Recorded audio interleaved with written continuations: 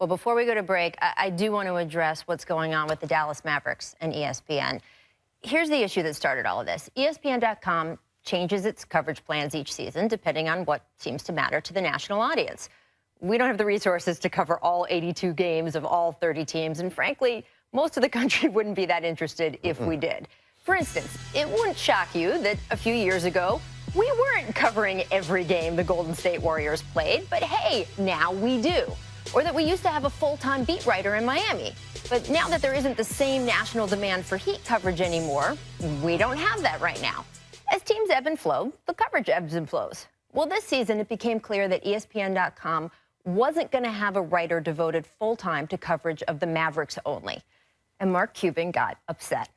As in, really upset. Tell him why you're mad. As in, he has told the Fort Worth Star-Telegram he's refusing to let any ESPN.com writer into his arena. Not even me and you? Now, this is the part where I tell you, I really like Mark Cuban. I like that he speaks his mind. I like his unconventional thinking and that he is passionate enough about his beliefs to have the courage of his convictions. As in, he's remained a super vocal advocate during this election season, even though a lot of his red state season ticket holders may strongly disagree with his views. But man, I am surprised he is letting his passion dictate his response with this one.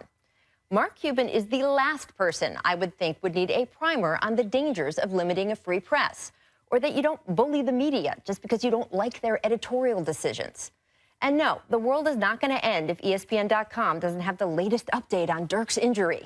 But the slope here is slippery and steep. There are plenty of issues that touch the NBA that are much more serious, from the league's decision to move the All-Star game out of North Carolina, to Donald Sterling's comments when he owned the Clippers, to the sexual harassment allegations that once shook Madison Square Garden.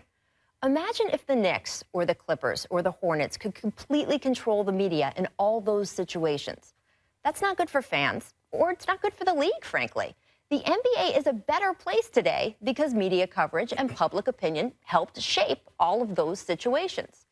Now, I have some faith this is going to get worked out, unlike when Floyd Mayweather's camp banned me and Michelle Beadle from covering his fight when we had the temerity to discuss his history of beating women. You knew I was going to bring that up. We are dealing here with progressive people on all sides.